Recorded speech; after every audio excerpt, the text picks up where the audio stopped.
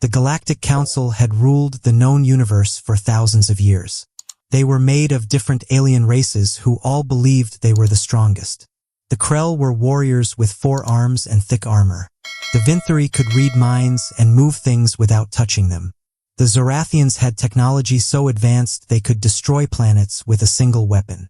But none of them had ever met humans. Captain Jake Morrison stood on the bridge of the Earthship called the Wanderer. His crew had been exploring space for 6 months, looking for new worlds. They were the first humans to travel this far from home. Jake was a simple man from Texas who loved the stars. His second in command was Lieutenant Amy Brooks, a smart woman from California who could solve any problem. The Wanderer came out of faster-than-light travel near a purple planet. The sensors showed something strange. There were hundreds of alien ships floating in space, all pointing weapons at each other. It looked like a war was about to start. "Captain, we are getting signals from all those ships," Amy said, looking at her screen. "They are telling each other to leave or die." Jake rubbed his chin. This was not good. Earth had told them to avoid fights and make friends if possible. But now they were in the middle of someone else's war. Suddenly, all the alien ships turned toward the Wanderer. Every weapon pointed at the small human vessel.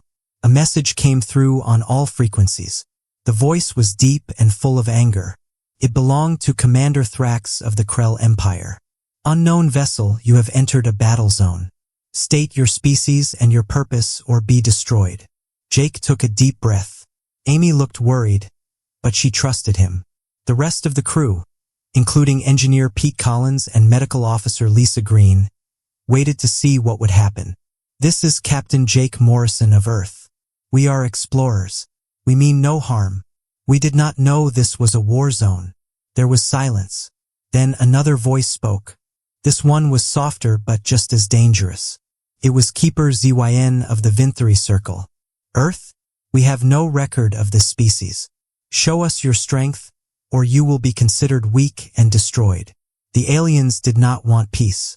They wanted to know if humans were strong enough to respect. This was how the galaxy worked. The strong survived, and the weak became slaves or died.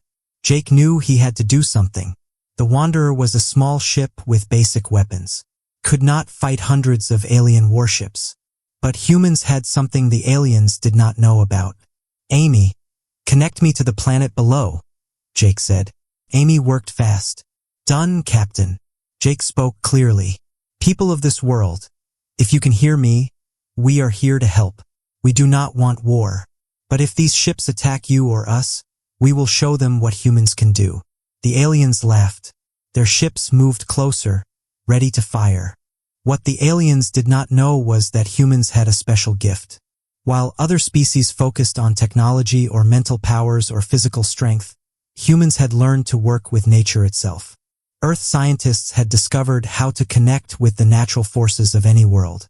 They could feel the wind, the water, the earth, and even the energy inside a planet. Jake closed his eyes. He reached out with his mind, touching the purple planet below. He could feel its oceans, its storms, its living core. He could feel the plants and animals, the wind patterns, and the electromagnetic fields. "Amy, Pete, Lisa, join me," Jake said softly. The 3 crew members closed their eyes too. Together, they connected with the planet. It was like holding hands with a giant living thing. The planet responded to them, trusting them. The alien ships prepared to fire. But then something impossible happened. The purple planet's atmosphere began to swirl.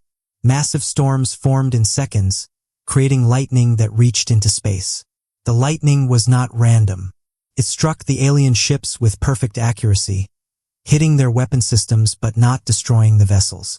Commander Thrax shouted in confusion. "What is this? How are they controlling the planet?"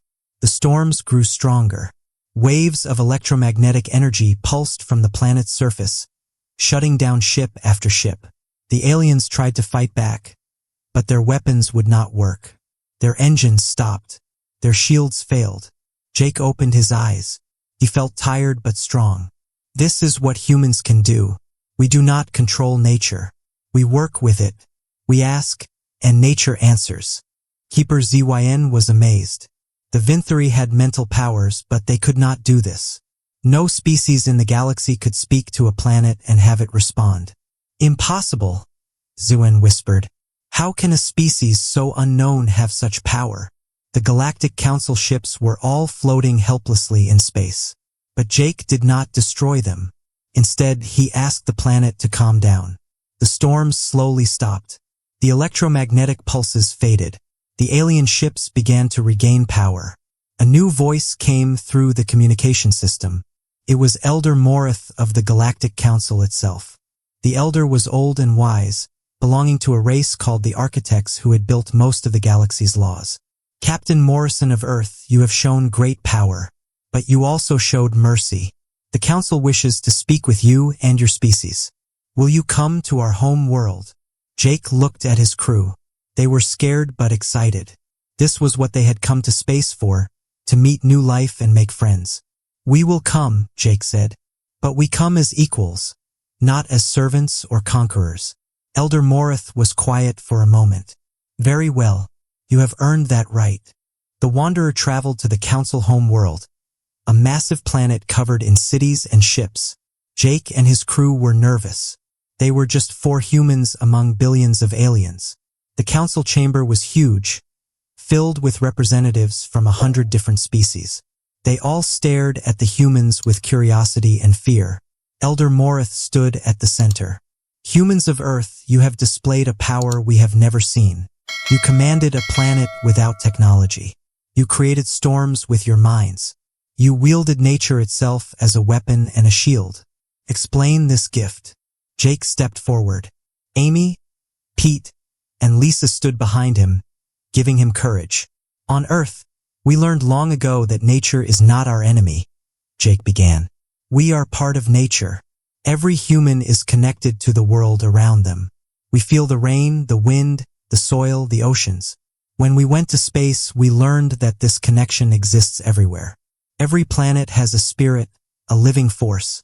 We simply learned to listen to it and ask for its help. A Krell warrior growled. This sounds like weakness. Real power comes from strength and weapons. Jake shook his head. Strength and weapons are important, but they are nothing compared to the power of a world itself. You saw what one planet could do when asked by 4 humans.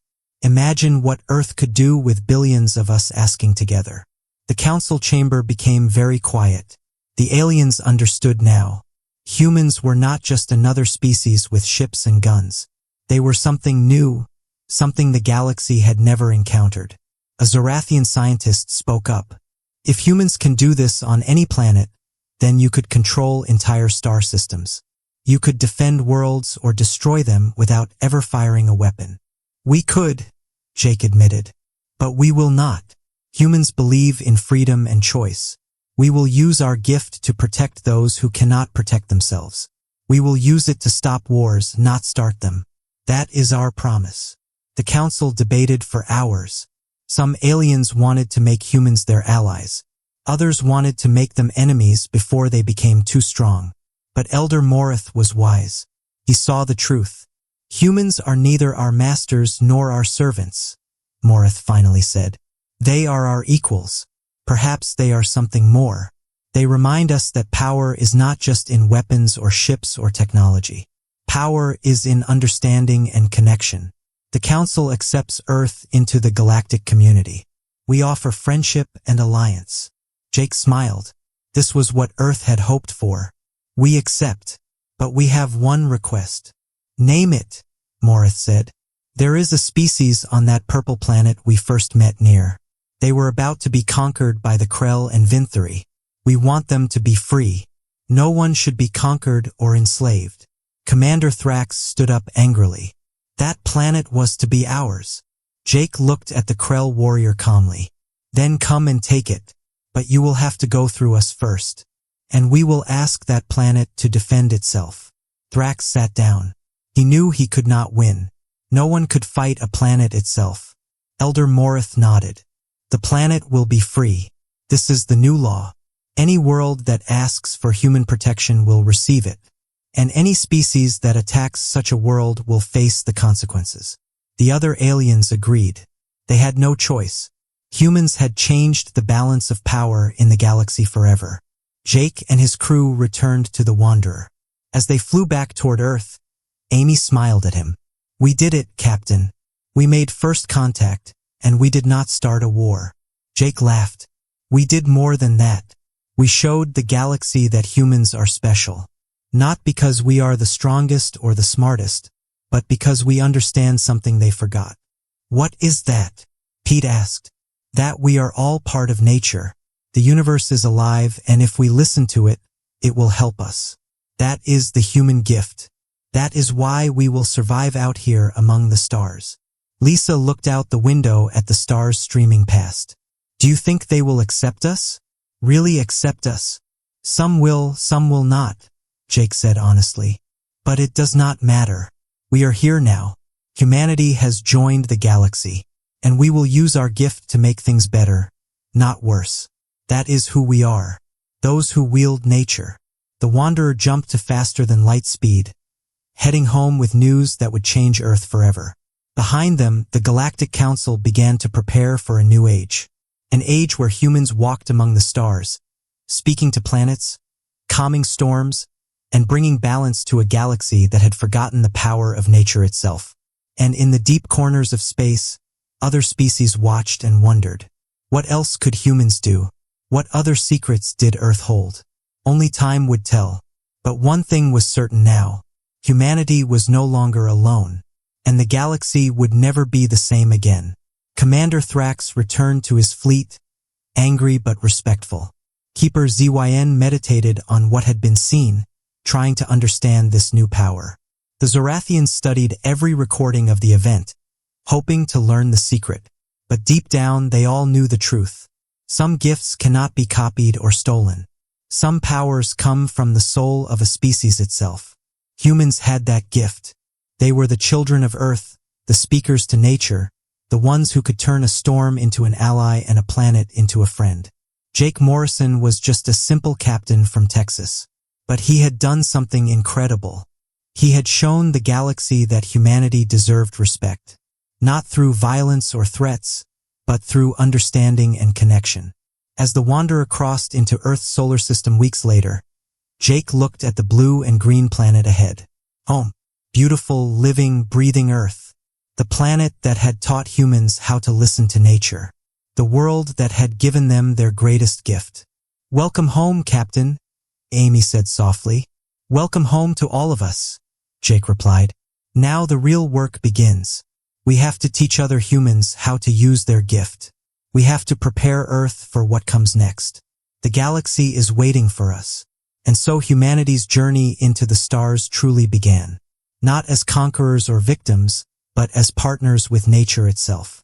Those who wield nature had arrived, and the universe would be forever changed by their presence.